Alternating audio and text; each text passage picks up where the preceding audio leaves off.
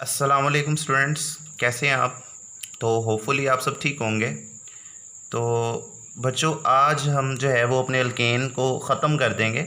वैसे हमने अल्केन के बारे में सारी इन्फॉर्मेशन पढ़ ली। मैंने आपको शुरू में बताया था कि इस चैप्टर में हम क्या करेंगे, तीन जो है क्लासेस को डिस्कस करेंगे, अल्केन्स को, अल्कीन्स को और अल्काइंस को।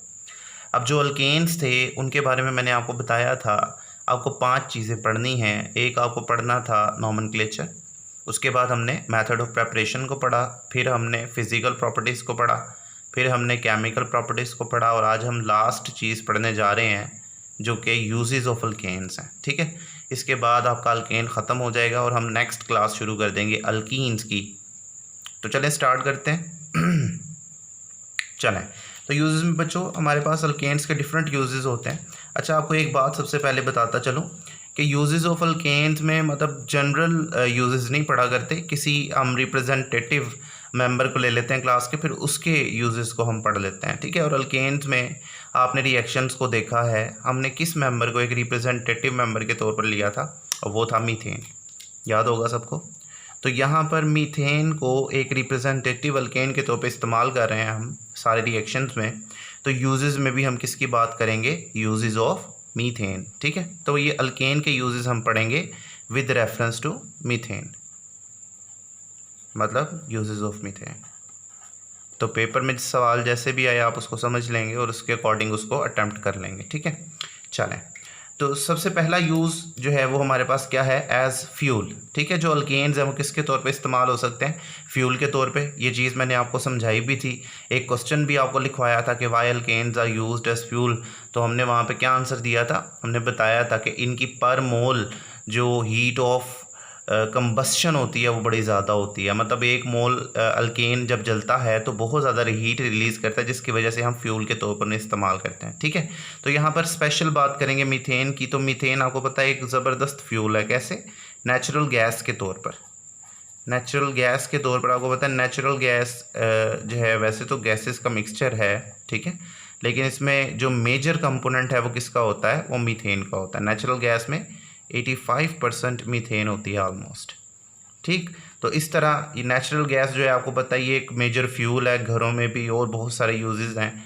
घरों के अलावा आपको पता है सीएनजी, आप जानते हैं सीएनजी एक फ्यूल है। ठीक है, कंप्रेस्ड नेचुरल गैस के तौर पे। तो नेचुरल गैस है लेकिन कंप्रेस्ड है, मतलब इसमें भी क्या होगा, 85% मीथेन ही होगी। तो घरों में भी फ्यूल के तौर पर इस्तेमाल हो सकती है और वैसे भी व्हीकल्स वगैरह में ये फ्यूल के तौर पर इस्तेमाल होती है। ठीक है, चलें नेक्स्ट हमारे पास है जी प्रेपरेशन ऑफ हैलोजिनेटेड कंपाउंड्स। ठीक है, और अगर ज़्यादा प्रिसाइज बात करें तो हम बोलेंगे प्रेपरेशन ऑफ हैलोजिनेटेड अल्केन्स, मतलब कंपाउंड्स से यह मुराद क्या होगा, अल्केन्स होगा। हम हैलोजिनेटेड अल्केन्स प्रिपेयर कर चुके हैं वैसे तो, क्योंकि हम केमिकल प्रॉपर्टी सारी पढ़ चुके हैं। तो आपको याद होगा हैलोजिनेटेड अल्केन प्रिपेयर करने का मतलब है आप अल्काइल हैलाइड प्रिपेयर कर रहे हो, और आपने हैलोजिनेशन में यही तो सीखा। देखें, आपने मीथेन को याद है, मीथेन लिया था और फिर इसकी क्लोरीनेशन करवा के हमने देखा था in the presence of sunlight, तो हमें डिफरेंट प्रोडक्ट्स मिले थे। वो लिख लेते हैं क्या प्रोडक्ट्स से, ताकि रिकॉल हो जाए। आपको सबसे पहले मिला था मिथाइल क्लोराइड या क्लोरोमीथेन। उसके बाद इसने फर्दर रिएक्शन किया क्लोरीन के साथ in the presence of sunlight, तो आपके पास क्या बना था, CH2Cl2, HCl निकलता जाता था ना इसमें से। ये क्या था, मैथिलीन डाइक्लोराइड या मैथिलीन क्लोराइड भी इसको बोलते हैं। और इसने फर्दर रिएक्शन किया था क्लोरीन से in the presence of sunlight, और आपको क्या मिला था, CHCl3 ट्राइक्लोरोमीथेन, या इसको क्लोरोफॉर्म आपने कहा था, जो आप एनेस्थेटिक के तौर पर इस्तेमाल करते हैं। ठीक है, और ये फर्दर रिएक्शन करती है क्लोरीन से in the presence of sunlight, और ये बना देती है CCl4 कार्बन टेट्राक्लोराइड या टेट्राक्लोरोमीथेन। रिएक्शन तब तक रहता है जब तक सारे के सारे हाइड्रोजन बारी बारी अलग नहीं हो जाते, निकल नहीं जाते, और उनकी जगह पर हैलोजन क्लोरीन नहीं आ जाता। तो देखिए ज़रा, क्या ये हैलोजिनेटेड कंपाउंड है, जी हाँ, हैलोजिनेटेड अल्केन, ये भी हैलोजिनेटेड अल्केन, ये भी हैलोजिनेटेड अल्केन, और ये भी।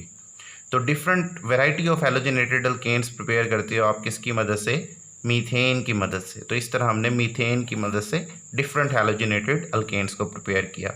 ठीक है, चलें नेक्स्ट हमारे पास है प्रेपरेशन ऑफ अदर केमिकल्स, मतलब हैलोजिनेटेड अल्केन्स के अलावा और भी बहुत सारे केमिकल्स बनाने में इस्तेमाल होती है। जैसे कुछ को तो आपको याद ही होगा, मैं यहाँ नाम लिख लेता हूँ। नंबर 1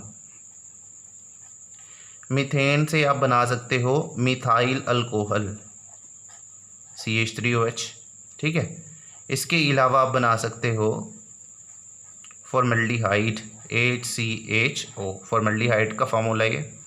और इसके अलावा आप बना सकते हो थर्ड पे HCN, हाइड्रोजन साइनाइड, ठीक है। अब देखिए इसमें से जो पहले दो हैं बचे वो तो आपने प्रिपेयर किए हैं। मिथाइल अल्कोहल याद है आपको, आपने प्रिपेयर किया, कैसे प्रिपेयर किया था मीथेन से? मीथेन की आपने कैटालिटिक ऑक्सीडेशन करवाई थी। कैटालिटिक ऑक्सीडेशन जब हमने करवाई थी मीथेन की, कैटालिस्ट क्या था? मेटालिक कॉपर, और 400 डिग्री सेल्सियस का टेम्परेचर दिया था और 200 ATM का प्रेशर आपने जो है वो यहाँ पे इस्तेमाल किया था, क्योंकि अल्केन के रिएक्शन की बात हो रही है, पैराफिन, ठीक है।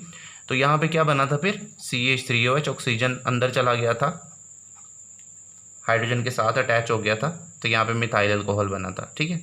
और फॉर्मल्डिहाइड कैसे बना था? यही मिथाइल अल्कोहल जो बना था, इसकी अगर आपने फर्दर ऑक्सीडेशन करवाई थी CH3OH, इसकी फर्दर ऑक्सीडेशन हमने करवा दी थी उन्हीं कंडीशंस के तहत, मतलब सेम कंडीशंस होंगी जो ऊपर है। आपने इस तरह नहीं लिखना, आपने कंडीशन दोबारा लिखनी होती है।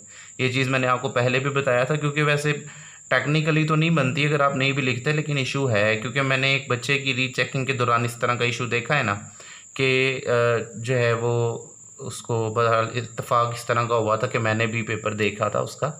तो इस तरह से जब बच्चे ने किया हुआ था कि सेम कंडीशन है, तो उस पर उन्होंने उसको हाईलाइट किया था सर्कल से, मीन उसके भी नंबर डिडक्ट हुए थे, उसको एक मिस्टेक उन्होंने कंसीडर किया था। इसलिए आपको उससे बचना है, हम नहीं चाहते हमारे मार्क्स करने कहीं पे भी। तो इसलिए आपने क्या करना है, आपने यहाँ पे कंडीशन दोबारा लिखनी है, और इसकी फर्दर ऑक्सीडेशन करेंगे आप, तो क्या होता है, वाटर रिमूव हो जाता है यहाँ से, और ये तब्दील हो जाता है HCHO में। अब कैसे होता है ये चीज़ हम पढ़ चुके हैं डिटेल में, ठीक है। चलें, अब जो नेक्स्ट है HCN बच्चों, ये आपने नहीं पढ़ा। तो इसमें देखें, इसमें एक तरीका कार है जो आपको मैं बता देता हूँ कि HCN किस तरह बनाते हैं हम मीथेन की मदद से। तो देखें हमारे पास ये मीथेन होता है, अगर आप इसका रिएक्शन करवाएं किसके साथ? अमोनिया के साथ, इन दी प्रेजेंस ऑफ ऑक्सीजन। ये एक नया रिएक्शन है, आपने ये नहीं पढ़ा, ऊपर वाला तो ये भी पढ़ा है आपने, ये भी पढ़ा है, लेकिन HCN कैसे बनता है वो देख लें। मीथेन का रिएक्शन करवाएं अमोनिया से इन दी प्रेजेंस ऑफ ऑक्सीजन। तो देखें जी, यहाँ पर एक रिएक्शन होगा जिसमें कार्बन और नाइट्रोजन सयानो ग्रुप बन जाएंगे, CN, ट्रिपल बॉन्ड बनेगा इनमें, और साथ वो अपने हाइड्रोजन को कैरी करेंगे कुछ, और वो बना देंगे HCN, ठीक है। अब बाकी का जो बचने वाला हाइड्रोजन होगा वो इस ऑक्सीजन को कैरी करेगा और क्या बना देगा? H2, ठीक है। तो ये देखें क्या बन गया? हाइड्रोजन सायानाइड। तो ये रिएक्शन आपके लिए न्यू है, आपने नहीं पढ़ा है, तो इसलिए आप इसको अलग से याद रख लेंगे कि मीथेन से हाइड्रोजन सायानाइड कैसे बनाते हैं, वो भी आपको पता चल गया, ठीक है। चलिए, नेक्स्ट यूज़ हमारे पास है प्रेपरेशन ऑफ कार्बन ब्लैक। अब देखिए, कार्बन ब्लैक की प्रेपरेशन भी वैसे तो हमने पढ़ ली थी, लेकिन मैं रिकॉल कर दूं क्योंकि ये हमारा बहुत इंपॉर्टेंट शॉर्ट आंसर भी है। What is carbon black, how it is formed, या इस तरह आता है how carbon black is formed, write down it's uses, ठीक है। तो वो कवर हो जाएगा इसी में। हमने पढ़ा था भी, अगर आप क्या करते हैं, अगर आप एक अल्केन को जलाते हैं इन दी लीस्ट सप्लाई ऑफ ऑक्सीजन, मतलब आप इसको ऑक्सीजन सप्लाई करेंगे, लेकिन कंबस्शन के लिए ये जो ऑक्सीजन होगी ये बहुत कम होगी, तो यहाँ पे हम लिखेंगे लीस्ट सप्लाई, मतलब बहुत कम ऑक्सीजन यहाँ पे कंबस्शन के लिए अवेलेबल है। तो इस सूरत में फिर देखें ना, मीथेन के अंदर जो कार्बन है क्या वो फुली ऑक्सीडाइज हो पाएगा? वो तो ऑक्सीजन ढूंढेगा और उसको मिलेगी नहीं, तो यहाँ पर कार्बन अकेला ही रह जाएगा। और जो हाइड्रोजन है उनको एक ऑक्सीजन चाहिए होती है 2 हाइड्रोजन को पानी बनाने के लिए, तो ईजीली उनको मना नहीं करेंगे और यहाँ पे वाटर बन जाएगा, ठीक है। तो इस तरीके से यहाँ पर क्या होता है, आप कार्बन ब्लैक बना लेते हो और वाटर बना लेते हो। हमारी किताब में कार्बन मोनोऑक्साइड और कार्बन ब्लैक को इकट्ठा बनाया गया था, ठीक है। तो हालांकि इनकी कंडीशन अलग अलग है, लीस्ट सप्लाई में कार्बन ब्लैक और लिटल सप्लाई में या लेस सप्लाई में हमारे पास क्या बनता है? Carbon monoxide. तो इसलिए आप क्या करेंगे, आप अपनी किताब को भी फॉलो करें तो वो गलत हो ही नहीं सकता, क्योंकि टेक्स्ट बुक जो है वो उसे प्रेफर किया जाता है। तो इसलिए आप वो भी लिख देंगे तो चलेगा, ये भी लिख देंगे तो चलेगा, ठीक है, एक की बात है। अब इसके यूजेस मैंने आपको तब भी लिखवाए थे, मैं फिर बता देता हूँ, इनका जिक्र कर देता हूँ कि ये जो कार्बन ब्लैक है ये कहाँ कहाँ यूज़ होता है। ये जो कार्बन ब्लैक है बच्चे, ये इस्तेमाल होता है आपको सबसे पहले पेंट्स बनाने में, ठीक है।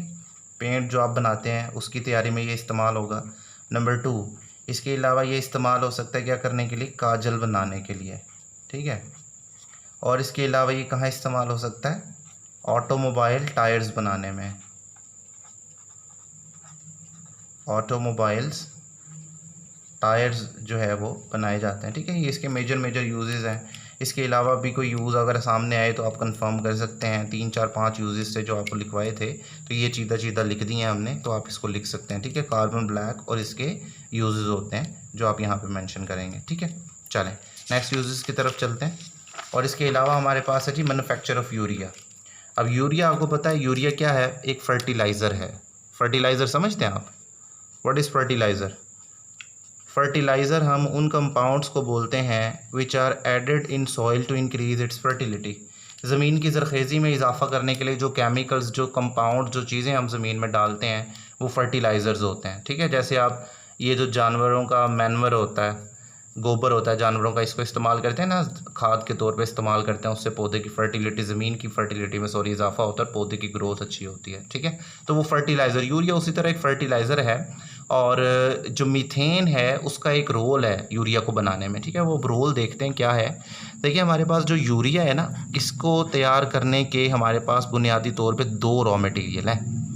यूरिया जो है वो कैसे बनता है, 2 रॉ मटीरियल से बनता है। वो कौन कौन से हैं? एक हमारे पास हुआ करता है कार्बन डाइऑक्साइड और दूसरा हमारे पास हुआ करता है अमोनिया। हमें ना रॉ मटेरियल्स को भी खुद ही प्रिपेयर करना होता है, ये बने बनाए नहीं लेके आते, क्योंकि हम तो पैसे बचाते हैं ना इंडस्ट्री में। तो अमोनिया के लिए, अब बनाने के लिए हमें चाहिए होती हैं 2 चीज़ें फर्दर। कितनी चीज़ें चाहिए होती हैं? 2। एक चीज़ चाहिए होती है नाइट्रोजन और दूसरी चाहिए होती है हाइड्रोजन। आपने नाम सुना हुआ है हाबर्स प्रोसेस। तो नाइट्रोजन और हाइड्रोजन को आप मिलाते हैं आयरन कैटालिस्ट की मौजूदगी में, 500 डिग्री सेल्सियस का टेम्परेचर, तब जाके अमोनिया बनती है। तो यहाँ पर बच्चे जो हाइड्रोजन है उसको भी हम खुद प्रिपेयर करते हैं। अब ये जो हाइड्रोजन प्रिपेयर हो रहा है, इसको प्रिपेयर हम कैसे करते हैं? बाय यूजिंग मीथेन, मीथेन की हेल्प लेकर। तो यहाँ यूरिया सिंथेसिस में यहाँ मीथेन आपकी हेल्प कर रहा है कि वो आपको हाइड्रोजन बना के दे रहा है, जो किस लिए चाहिए? अमोनिया बनाने के लिए। जाहिर है अमोनिया बनेगा तभी वो कार्बन डाइऑक्साइड से मिलकर क्या बना पाएगा? यूरिया। इसका मतलब है यूरिया सिंथेसिस में मीथेन का एक इंपॉर्टेंट रोल है, हाइड्रोजन देता है आपको। अब कैसे प्रिपेयर करते हैं आप मीथेन को? आप क्या करते हैं, सॉरी, मीथेन से आप हाइड्रोजन कैसे प्रिपेयर करते हैं? आप क्या करते हैं, इस मकसद के लिए आप मीथेन का रिएक्शन करवाते हो स्टीम के साथ। स्टीम समझते हो? ज़ाहिर है वाटर ही होगा ना, in the form of vapours, gas. तो स्टीम की मौजूदगी में जब ये रिएक्शन होता है तो कार्बन मोनोऑक्साइड बनती है। ये कार्बन जो है इस ऑक्सीजन को कैरी कर लेगा और बाकी सारी हाइड्रोजन निकल जाएगी H2 के तौर पर, ठीक है। तो ये जो हाइड्रोजन होती है, ये जो हाइड्रोजन बनी है, ये बुनियादी तौर पे ये वो हाइड्रोजन है जो आप इस्तेमाल करेंगे क्या तैयार करने के लिए? अमोनिया, और अमोनिया से फिर यूरिया बनेगी, ठीक है। इस तरीके से यूरिया सिंथेसिस में इसका क्या नाम है, मीथेन का एक रोल होता है। उसके बाद cracking method to get hydrogen. अब देखें आपने अभी अभी जो हाइड्रोजन बनाई है उसमें कार्बन मोनोऑक्साइड मिक्स हुआ है कि नहीं, इस पर ज़रा गौर करें। काम तो हमारा चल जाता है, लेकिन हम बात करें ज़्यादा अच्छे मेथड की। हाइड्रोजन तो बना ली लेकिन उसमें कार्बन मोनोऑक्साइड भी है, तो यकीनन हाइड्रोजन को कार्बन मोनोऑक्साइड से सेपरेट करना पड़ेगा। और सेपरेशन साइंस यकीनन एक डिफ़िकल्ट साइंस रही है, हमेशा से काम करना पड़ता है एहतियात से इसमें, ठीक है। लेकिन अगर हम कार्बन मोनोऑक्साइड के बगैर ही हाइड्रोजन हासिल कर पाएँ तो ये थोड़ा बेहतर हो जाएगा, क्योंकि कार्बन मोनोऑक्साइड वैसे भी पॉइजनस गैस है, ठीक है। उसके लिए हम यूज़ करते हैं क्रैकिंग मेथड। आप क्या करते हैं, मीथेन को इस्तेमाल करते हैं और इसकी क्रैकिंग करवा देते हैं। आप देखें क्रैकिंग में आपको क्या करना पड़ता है, हीट करना पड़ता है। कैटालिस्ट भी एम्प्लॉय कर सकते हैं। जब आप ज़्यादा सारा हीट करेंगे, ऑलमोस्ट 1000 के करीब, 900 के करीब ये टेम्परेचर होता है, तो जब आप इसको हीट अप करेंगे तो आपके पास क्या होगा, कार्बन सेपरेट हो जाएगा और हाइड्रोजन अलग निकल जाएगा। तो देखिए हाइड्रोजन बन गया ना। अब कार्बन मोनोऑक्साइड पॉइजनस इफेक्ट से ये फ्री है, कार्बन तो इजीली अलग हो जाएगा, ये कार्बन ब्लैक, हाइड्रोजन आपको हासिल हो जाएगी। तो इस तरीके से आप क्रैकिंग मेथड के ज़रिए से हाइड्रोजन बना सकते हैं। अब जो हाइड्रोजन आपने बनाई है इसको कहीं भी लगा दें, मतलब यूजेस के एतबार से, या तो इससे आप फर्टिलाइज़र बना लें, जिस तरह अभी अभी यूरिया बनाया आपने, फर्टिलाइज़र इससे बनवा लो कोई भी।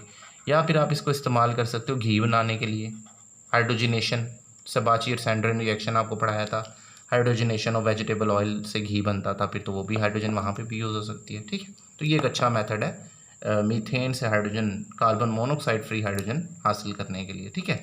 और लास्ट पे एक चीज़ लिखी हुई है बच्चे, इल्यूमिनेशन सोर्स। क्या लिखा हुआ है? Illumination source. देखें ना, जब मीथेन गैस जलती है तो उससे हीट तो प्रोड्यूस होती ही है, साथ साथ उससे रोशनी भी तो पैदा होती है ना, लाइट। तो इल्यूमिनेशन सोर्स का यही मतलब है, it is a source of illumination, मतलब इससे रोशनी बनती है, रोशनी क्रिएट होती है, सॉरी। तो इस तरीके से आप क्या करते हैं, इसको लाइट सोर्स के तौर पर भी इस्तेमाल कर सकते हैं, ठीक है। चलें, तो this is all about the uses of alkanes in terms of methane. तो ये आपका अल्केन पूरा हो गया बच्चों इसी के साथ।